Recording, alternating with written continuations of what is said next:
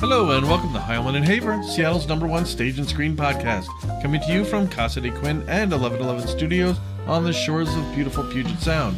I'm Greg Heilman. And I'm Matt Haver. We're two local actors looking to hone our craft by exploring the best in the Pacific Northwest theater scene and on the big screen. Since 2020, we've been bringing you entertainment news and views, celebrating classic Hollywood, mixing cocktails with a Tinseltown twist, interviewing talented local actors and directors, and chatting with industry experts from LA to Broadway to the UK. Welcome, everyone, to episode 72. This week, we're pleased to welcome Patricia Ward-Kelly. Patricia is an accomplished writer, scholar, freelance journalist, and the widow and official biographer of Gene Kelly. She and Kelly met at the Smithsonian in 1985 when he was the host narrator for a television special for which she was the writer. Soon after, he invited her to California to write his memoirs, a job for which she recorded his words nearly every day for over 10 years. They were together until his death in 1996. Currently, Patricia serves as trustee of the Gene Kelly Image Trust and is president and creative director of the Gene Kelly Legacy, Inc. She lives in Los Angeles, where she's completing a book about her late husband. As part of this work, she's preserving and cataloging the Gene Kelly archives, an extensive collection of letters, manuscripts, photographs, scripts, interviews, essays, poems, holograph notes, and memorabilia that will eventually be the basis of additional publications and ultimately the core of an innovative virtual Gene Kelly experience. Mrs. Kelly has recorded commentary for the DVDs of An American in Paris, The Pirate, Words and Music, Xanadu, and Hello, Dolly, and is frequently called upon to introduce Gene's films in theaters and at festivals, including 2 years of the TCM Classic Film Festival. She has been interviewed extensively on TCM and has represented her husband's legacy on numerous PBS specials and pledge drives and on the popular television shows So You Think You Can Dance and Dancing with the Stars. She regularly hosts scores of dancers and other artists from around the world at her home, sharing insights about the life and work of her late husband through an intimate tour of the Gene Kelly archives. Patricia's appeared in An Evening with Mrs. Gene Kelly in several cities around the world, and her one-woman tribute, Gene Kelly, The Legacy, An Evening with Patricia Ward-Kelly, sold out 2 nights at the Academy of Motion Pictures Arts and Sciences on the occasion of Kelly's centenary in 2012, and has been touring across the United States and abroad the past 4 years with sold-out performances at Lincoln Center, the Pasadena Playhouse, Laguna Playhouse, the Sedona Film Festival, and many, many more. In 2 weeks, Friday, March 17th through Sunday, March 19th, Patricia will be here in Seattle to host another one-of-a-kind event, this time at Benaroya Hall.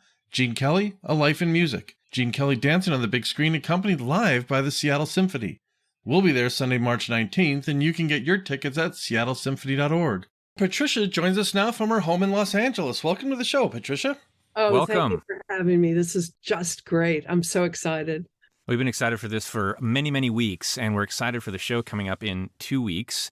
And speaking of shows, your prior to touring shows honoring your late husband have been so well received, reading all these reviews from past years around the world, around the United States, from people young and old, folks who are lifelong fans of Gene, by many people who are just discovering him for the first time.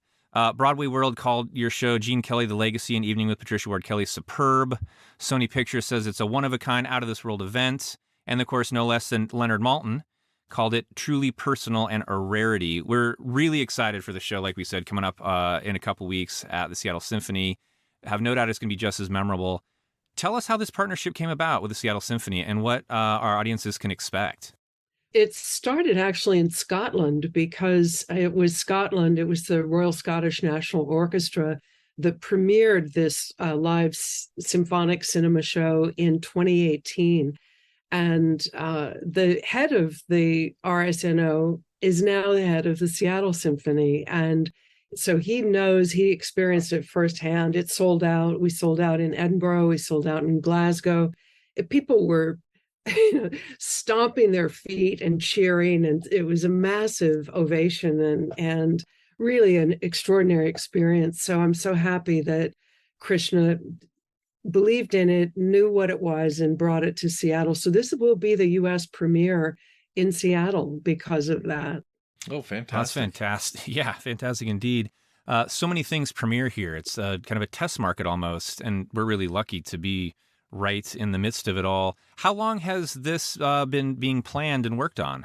What's the lead time on something like this? Well, this quite a while, actually. This was supposed to come out prior to the lockdown. We were going to open the Seattle Symphony season, and then boom, everything stopped. And so what I think is really nice is that this show is distinct. And I think that I'm hoping that audiences will respond to that, because I know it's still very, very difficult for a lot of people to get out. Now they're used to watching and streaming things, but this is a very unique experience. I always say that even if you have a 2,000 seat audience or 3,000, the atmosphere I try to create is that we're all essentially sitting in the living room having a chat, and that there's an intimacy that comes. You can feel it in the room. There's something that really happens. You can hear, and there's no demographic for the show. So they're 2-year-olds and they're 102-year-olds, and they're women and they're men, and they're all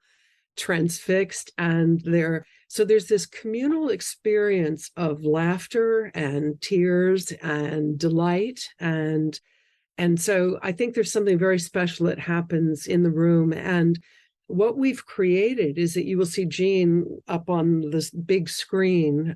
He'll be singing, and you'll hear the tap dancing and hear the taps that are his. And then the orchestra plays the music live, and then I'm on stage weaving the stories that Gene's shared with me over our decade together. So he talked to me about, people always say that when they think of Gene Kelly, they think of dance. When I think of Gene Kelly, I think of music, because that was how he communicated with me when I was interviewing him over those years. When he would get really close to the bone, to something that was very powerful for him, he would often revert to songs and song lyrics. So he would sing to me, and these really tender moments, and the lyrics had touched him so much and been part of very important parts of his life. And his relationships with composers and arrangers and the musicians, the trumpet player. And so you'll hear these descriptions, and I think what it does is it enables you to hear the music differently. You hear it and you can experience it in a way. I think people may watch Singing in the Rain. They've seen it again and again, but now they'll listen for different things. And I think that's important, that engagement. That's something that you cannot get just sitting home watching your computer. Well, could you describe the feeling that you had the first time this all came together musically? Because we've seen these pictures on screen with the sound that's attached to them, but to hear an orchestra play along with these, what was that like the first time you heard that? It was very moving, and I have to admit that the way that we created, you may or may not know that in those days everything was compressed and put together. So nowadays when you record, you have a separate bit for each instrument. You can peel off everything, but then they put it all together. So in order to recreate this and to create this special show, I had to have extractionists. There are people who specialize in doing this. They had to go in and kind of surgically remove the music. And Gene's voice is very much like the sound of a cello. So if you take the cello out of the soundtrack, then Gene's voice tends to get very wobbly. And so the precision that was required to preserve each tap sound and each of his vocal notes, and yet extract the orchestra, was phenomenal. And also on top of that, MGM had the great foresight to throw away all of the music. So all of the scores for Sing in the Rain, American Paris, were all dumped in a landfill that became the 405 freeway. So in order to do this, I reached out to a good friend of mine, John Wilson in England. And John is a great composer, conductor, and really has absorbed the American popular songbook. And so by ear, he sat down and reconstructed the scores. And it was often take him hours just to create a few bars of music. Same thing for the extractionist. Even I got rhythm section with the kids, where you hear the taps, the man who did the extraction for that segment, it took hours just to do a few bars of that. So the precision is, well, it's kind of interesting because the precision required to make this show really mirrors the precision that Gene demanded throughout his career. So I knew that we had, you can't be sloppy. You have this bar that he sets, and you can't compromise, and you can't do it less than. You can't do it on the cheap. So I'm really proud of it, and all of the people who participated. And the conductor is who's flying in from Brazil. He's now a conductor, a head of an orchestra in Brazil, is coming in, and he knows this music inside and out. He's also from England, and he was the one who actually taught John Wilson conducting at the Royal Academy. So we figured we'd bring in our ace conductor, and I know the musicians at the Seattle Symphony are terrific. I mean, you've been voted the best symphony in America, and I just it's exciting, and it's exciting because you can feel it.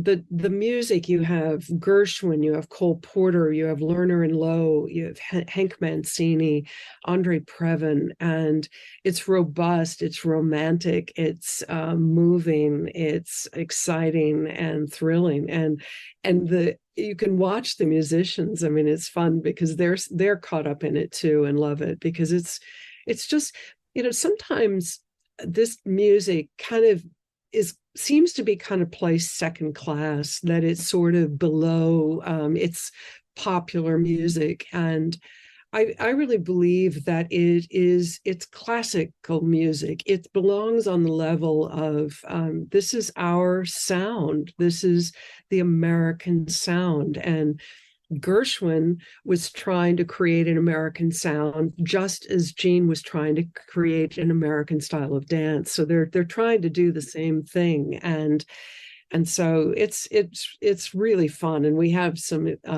kind of surprise elements that come in, and surprise live elements that the audience just doesn't know that it's all about to happen, and it's really fun. So I'm not going to reveal it. I'm dying to reveal it, but I'm not going to, because then everyone will know what's going to happen after intermission. Well, without any spoilers, Matt and I participate around the Seattle area in a lot of events where we bring old films to the silver screen where they were meant to be seen. We talked before about streaming and competing with that, and people used to seeing these things at a smaller screen, but they weren't meant for that.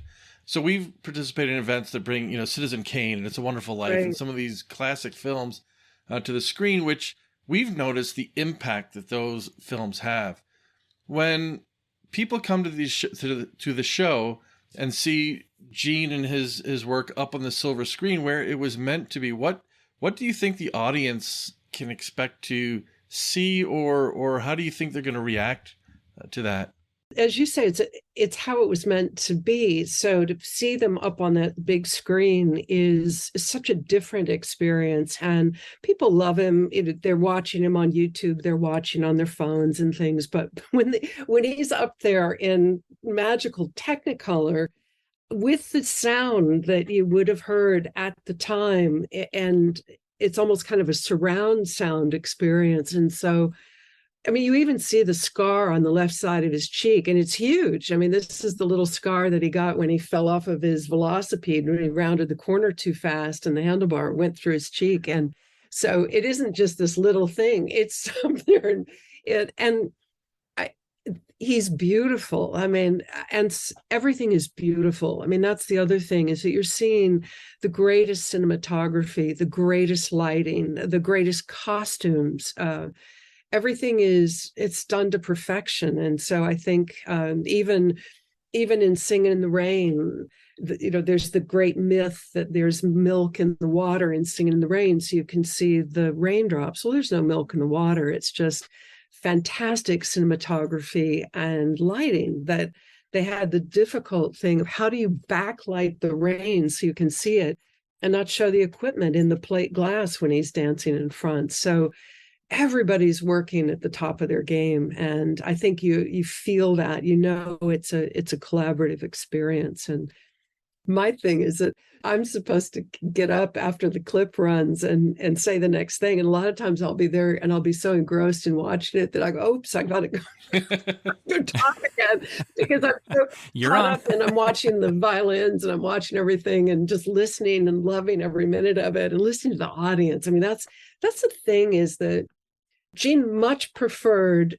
performing on stage in Broadway. He much preferred a live audience to performing in front of the camera. He never really loved performing, but he never loved performing in front of the camera. What he loved was that experience of the audience, that you can feel the audience and you can move the audience. And he told me about the experience of appearing in Pal Joey, and he's playing he's quite a rake in that. I mean, he's a real rascal, Joey. And he said that the women would come in on the matinee and they would just bristle because he was such a rascal with all the women on the stage. But then he could feel them, and then he could begin to dance and he would begin to sing and he could bring them in and he'd be able to turn them. And I can feel the audience moving, and it's scripted in the sense that I go from one clip to the next and the music is the same, but I can also move if I feel the audience moving in a certain direction. I can modulate it, because that's what I love about the live performance. It's more extemporaneous in that sense, that I have the ability to adjust. And we have some wonderful things. Like the show opens on March 17th. Well, guess what day that is, and how that relates to a certain guy, Gene Kelly. So I think that's fun too, that we have. When we did the show in Dublin, I asked them if they would turn the concert hall green as people left. And so as they walked outside, the whole building just turned green. And I just think there are little moments that you can add, and little bits and pieces that touch people in different ways. And that the fact that you can touch a 4-year-old, a 5-year-old. I mean, they come to the show again and again. And they'll come the first night, then they want to come back again the second and the third night. That's really unusual for, I think, to have something that engages such a wide range of people. They're laughing at the same things and they're crying at the same things. You spoke to his ability to move a live audience, and now even his image when paired with this immense amount of talent that's going to be collected in Seattle to move people. What was it about him? It's now 27 years since his passing, almost over 70 now since, Singing in the Rain debuted. And yet he's just as impactful as ever, inspiring, like you said, those 4- and 5-year-olds to get out there and sing and dance. What was it about his work, his dancing, his music, Gene himself, that you think makes him so timeless? Well, I think the fact that he said to me, the most difficult thing is to make something that is contemporary but also timeless. And so he was aware of that. And I think in constructing things, say Singing in the Rain, for example, I mean, it's very rare that that you can create a movie that the humor holds up for over 70 years. And that a lot of times you'll see something, it's like it's an 80s movie and 80s humor, and you go, oh, that's not funny anymore. And Singing in the Rain, it's such a sharp, witty script. Comden and Green script is it's timeless. I mean, it's just funny. And Jean Hagen is just sublime, and her voice, and this very funny thing of people dubbing people.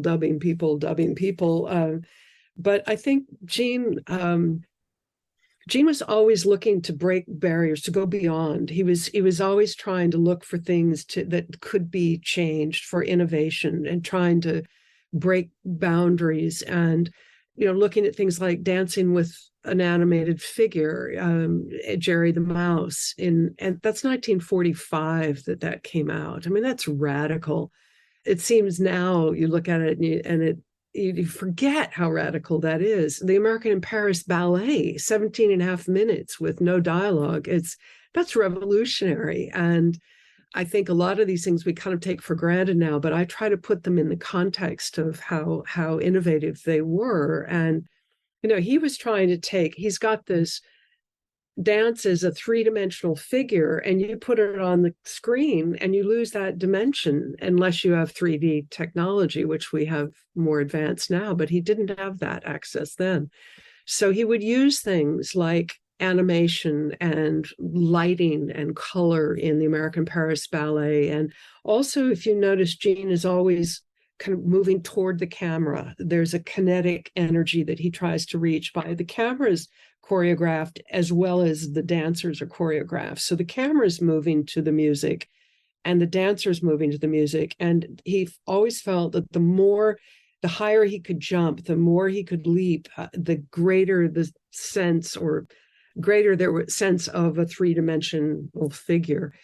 And there are things that we don't really notice is that he put straight up and down lines in a lot of the dance numbers that increase that sense. And he quite literally takes the dancing into the street. I mean, there's so many examples of that with his roller skating or Singing in the Rain. And so he has this expanse where he can continue to move toward the camera. And that was just unheard of. I mean, usually the dance prior to that was done usually on a stage.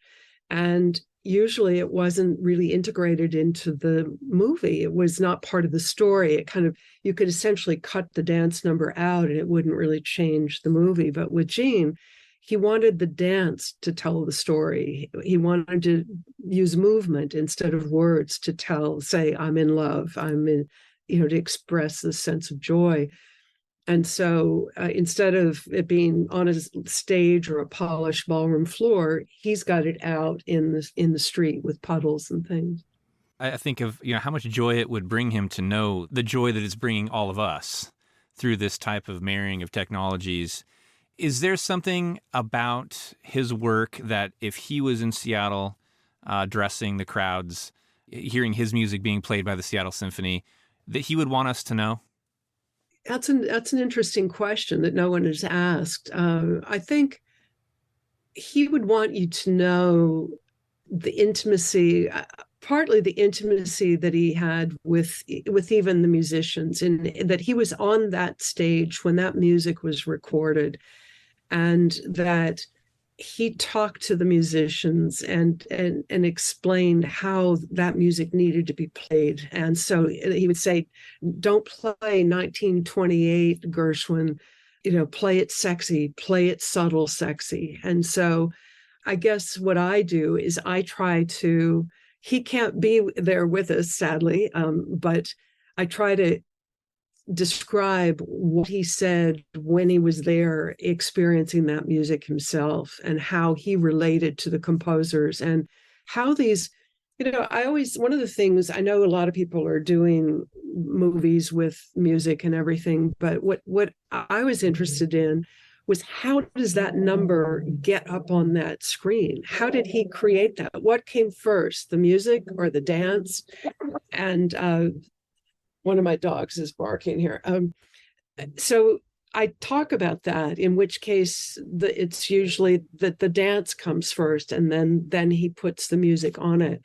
And so I want people to stop and think about that instead of just it just sort of goes by.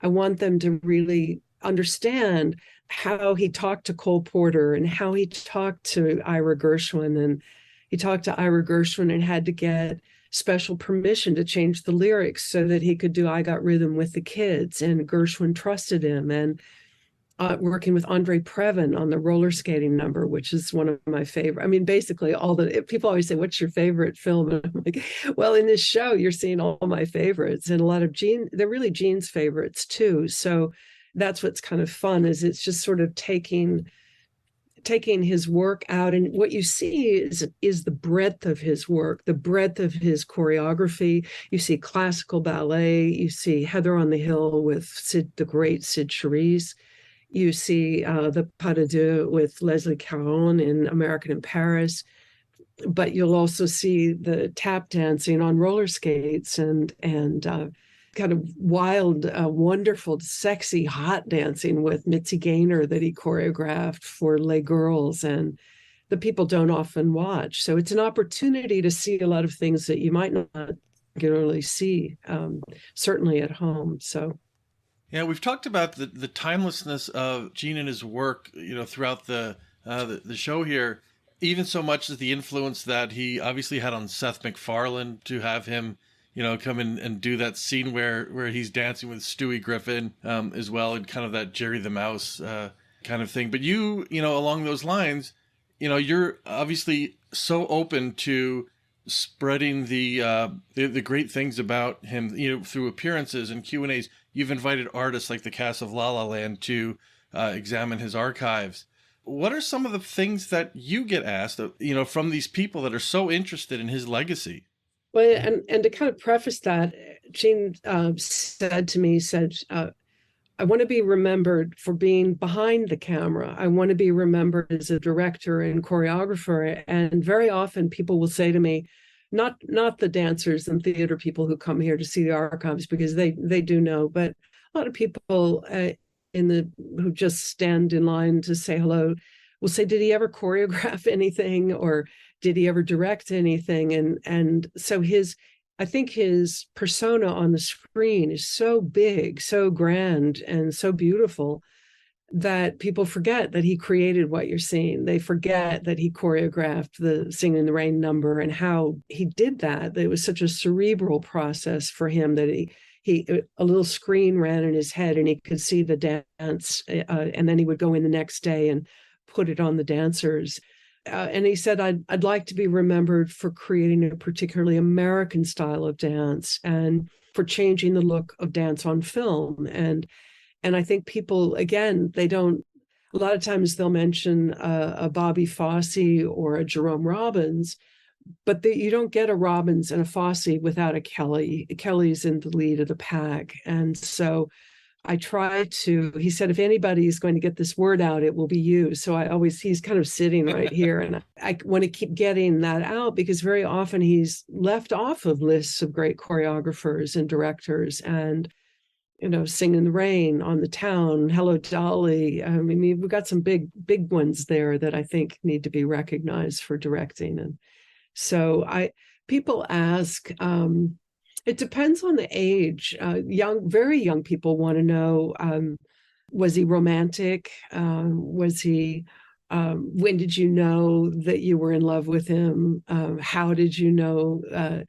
When did you know he was going to die? They're very powerful questions that kids ask without any malice. It's without any agenda. And so I answer those questions, and they've helped me in many ways, I think, to the shows. Actually, people say, how can you do this? How can you go out with this really intimate, personal show, or two shows? I have the one-woman show and the symphonic show, and talk about him in this very personal way. And I said, well, it really helps, because it's a way to really make sure that his work is recognized for what his contribution was, so that he's remembered for the many, many layers of work, but also for the many dimensions of the man. I think people don't realize he spoke French, he spoke Italian, he read Latin, he spoke Yiddish. He very often just sat there. He would plow through a book a night. And books in a range that you can't even believe. And he had memorized so much poetry, and he knew it was such a nuanced way of using the language. It wasn't, when you meet people and you can feel that they're trying to show off how much they know. It wasn't for Gene. It was just pure delight. And he loved the sound of words. So, and the fact that he was a true romantic. I mean, he was one of the great romantics. And I think that really distinguishes not only his personality, but also the movies. The movies are romantic. And I think that was one of the things that he really missed as movies progressed. And he said the romance is gone. And he really did miss that, because that was a major part of what he was doing. People would sometimes try to put political agendas and things into the movies and think that Sing in the Rain was, I don't know, the McCarthy era, some statement about that. And Gene said, no, it was to bring joy. And I think during lockdown, in many ways, I got so much mail from people, and people were screening his movies.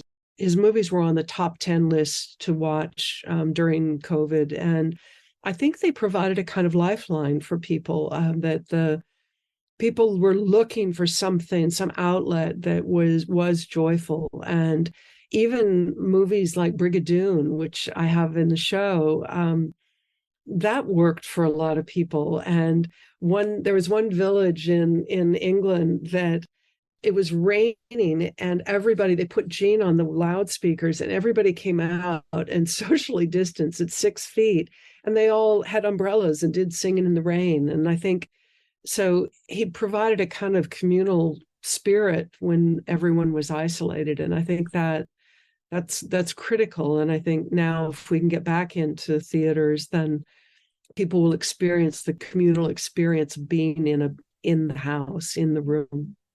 Oh, just something that was so missed during quarantine, and something that, like you said, sometimes it's okay to sit down in front of a movie and just feel good afterwards.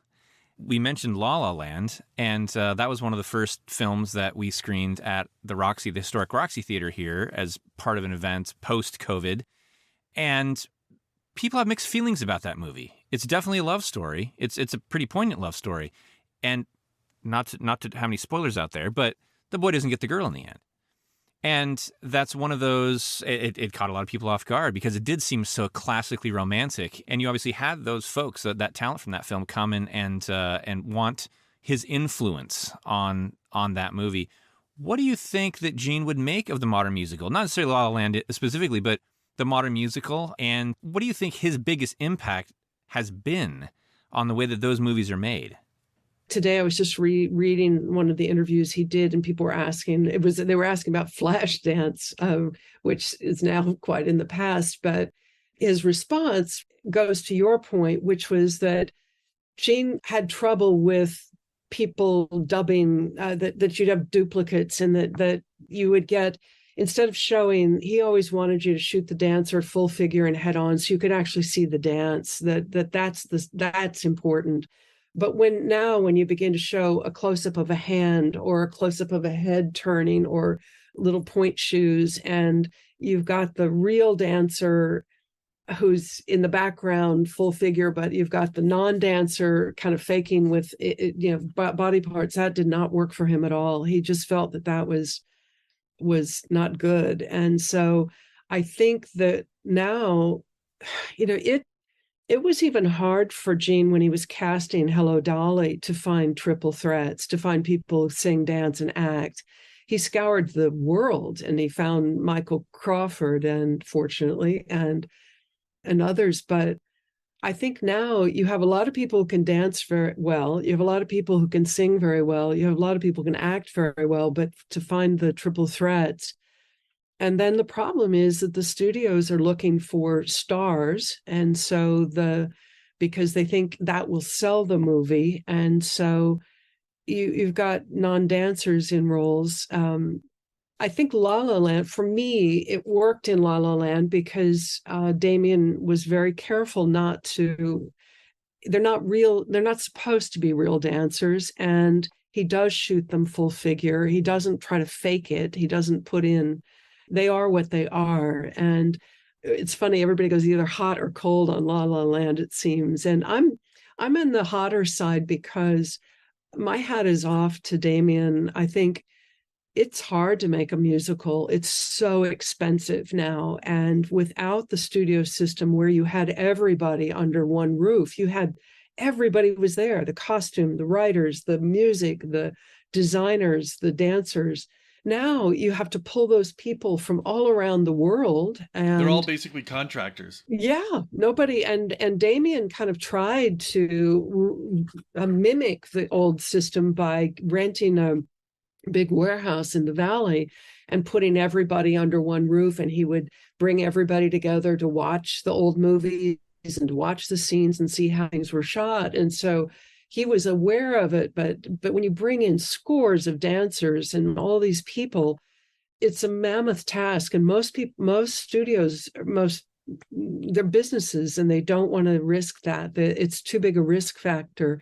So what you find now is they're making a movie of a Broadway show, or they're making a Broadway show of a movie. And so I feel like Damien tried to create something new, and I think that, and Lionsgate supported that. And I think I wish we had more of that, because that's where we're going to get real talent, and where we're going to get real, I think, real lasting things that are different and revolutionary. We might not like everything. I mean, Babylon is, again, hot and cold, but if you stick with it, it's incredibly powerful, very, very moving. And obviously there's a beautiful nod to Gene at the end of that just, I mean, I just took my breath away. So I think I'm kind of rooting for the people who have the guts to do something, and to do what Gene was doing, which is the influence of showing the dance, showing the figure. Don't fake it all. Don't do chopped up body parts and things that you can.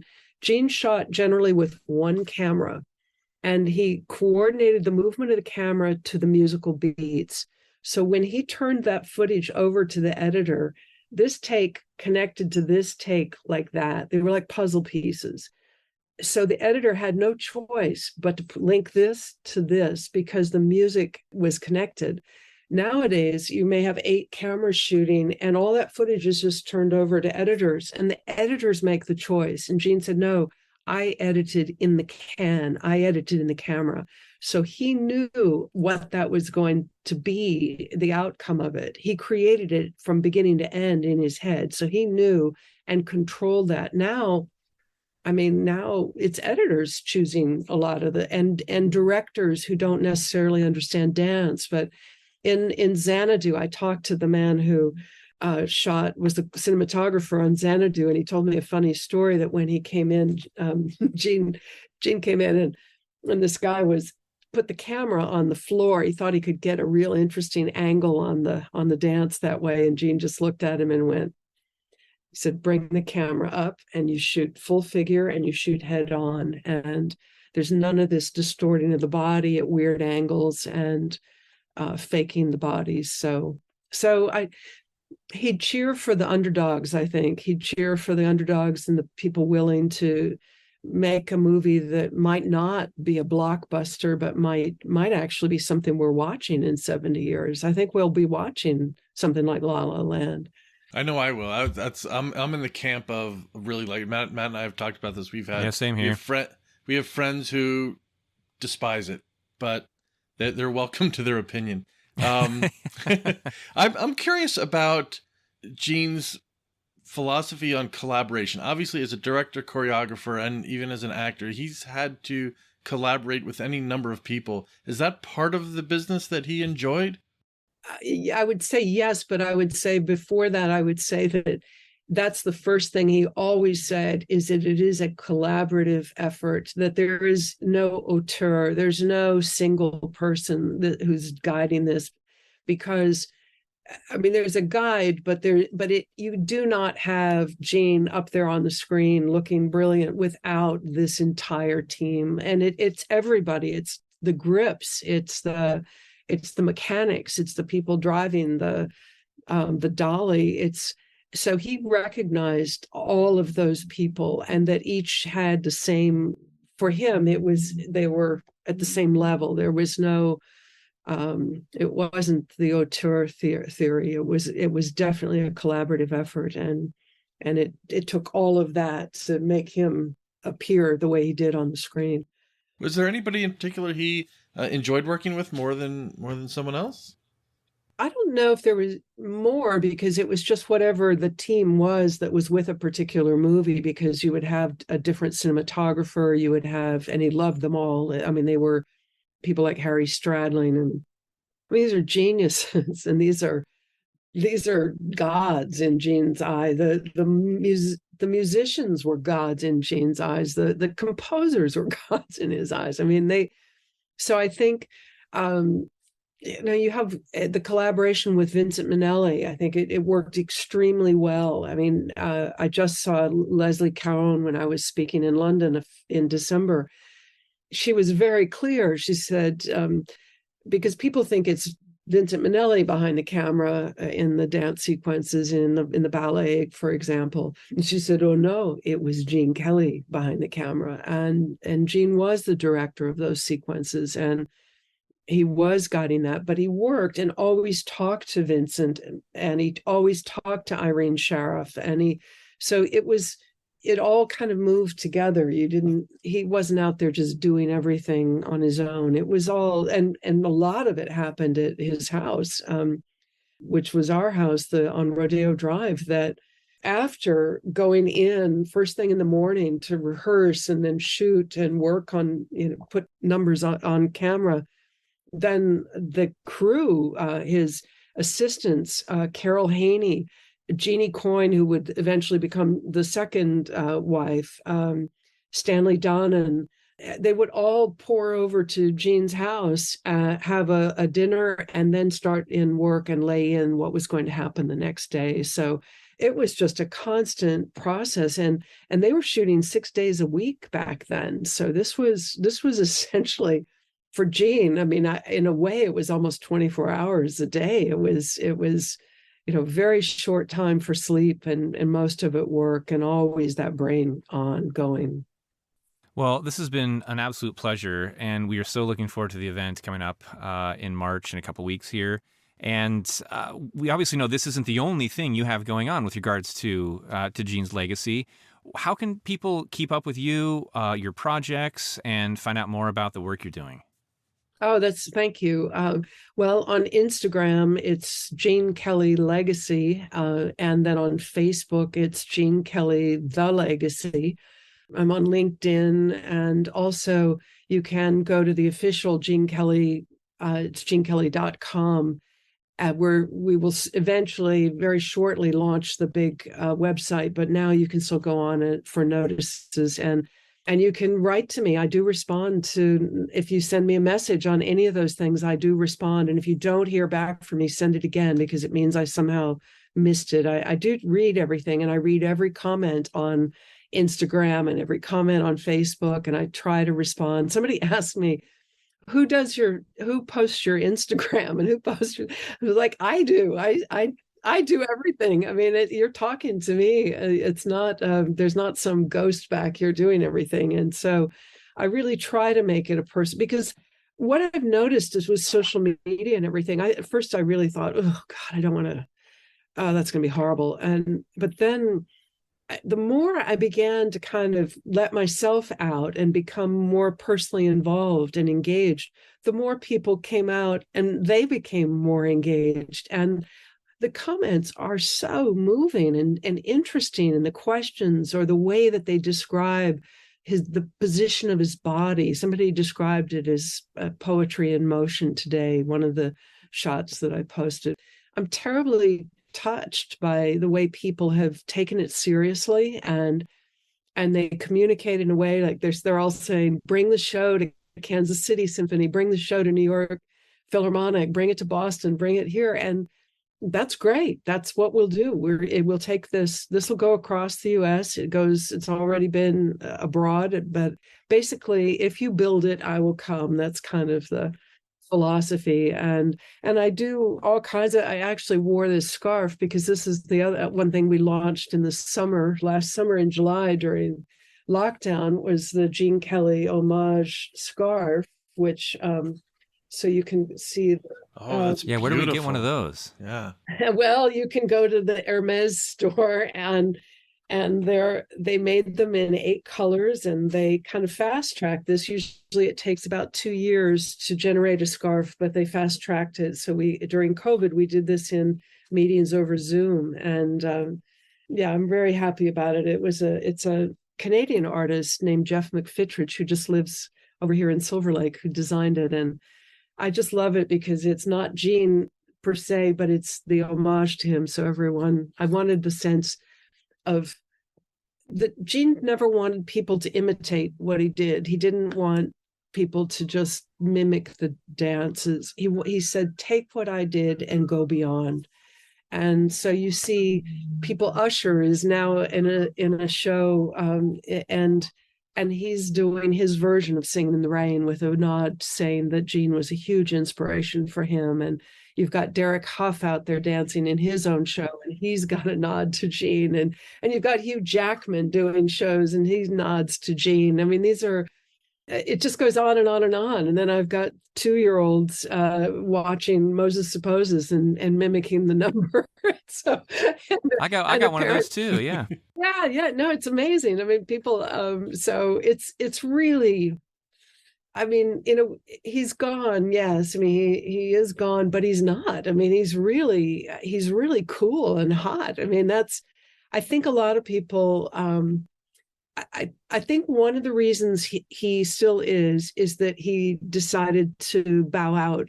He said, when I could no longer jump over the tables and do what I did, it was time to stop. And so I think he still resonates with people in a very contemporary way, because the dance is contemporary and timeless, and it has influenced everybody. Michael Jackson, Prince, Paula Abdul. I mean, it just goes on and on. Beyonce, I just heard. So I think he'll just keep rolling along. And he always said, I'd love to come back in 100 years and see what people are watching. And we're at 27 years, and I just think at 100, people are still going to be watching his work. Well, we just saw Singing in the Rain at the Tacoma Musical Playhouse over in Tacoma earlier this season. A beautiful production.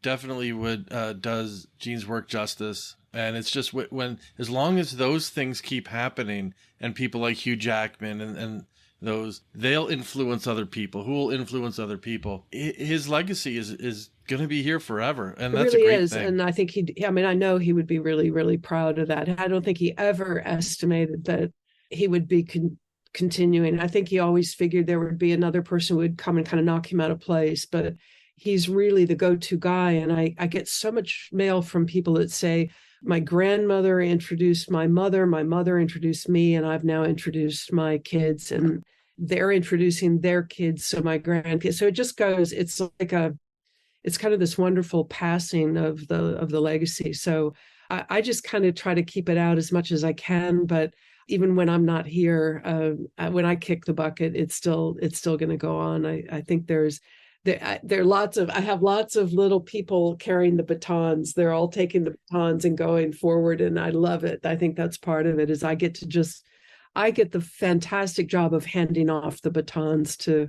so many people, and it's really a privilege for me. So I thank you so much for including me in the show, and I'm so delighted you'll be there, and I look forward to meeting everybody. It really is fun to meet people after the show, because I always see it as like the show for me begins the minute people enter the door and then goes until they leave. And so greeting them and hearing their comments and some people, they'll come up and they'll say, I loved him before, but I love him even more now. They feel closer to him and they understand him, and they see the depth of him and the kind of guy he was, the decency and the integrity and the humanity, which I think is really something that's vital to all of us right now. So couldn't agree more. And yeah, we can't wait either. Thank you so much for bringing this to the Seattle community. We're excited to see it. We're excited to meet you.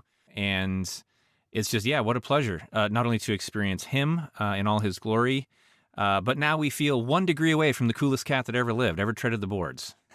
Well, yeah. And then on that note, we can end on these. I thought you might like to see his Converse tennis shoes. So he had the Chuck Taylors. He was even ahead, and it still has the dirt from our last walk in it. But so he was even way ahead sartorially. I mean, he got it way before. like now people are wearing them, but amazing. It's like, but he was doing that 70 years ago. I've got a pair of those downstairs, and I'm going to wear them a lot more often now. Yeah. Cool. Maybe I'll wear them on. All maybe right. wear them on the 19th when we come and meet you. I love it because people will be lined up, and I'll go, oh, that's kind of interesting. So a lot of young people have them on. I think it's great. I just love it. I want a Gene Kelly Converse. I'm working on that. There you go. Let us know how we can help. Well, thank you so much for spending this time with us. We're glad to be able to play a small part in bringing people out and keeping his legacy going. It's been a pleasure. And we look forward to seeing you on the 19th, Seattle Symphony, the March 17th through 19th. really one-of-a-kind event. Patricia, thank you so much for taking some time with us. Yeah, thank you so much. Thank you. Anytime. Let's do it again. Well, a big thank you again to our guest, Patricia Ward-Kelly. Patricia will be in Seattle in 2 weeks, March 17th through 19th, to host a truly one-of-a-kind event we've been talking about tonight at the Seattle Symphony, Gene Kelly, A Life in Music. Do not miss this. Get your tickets now at seattlesymphony.org.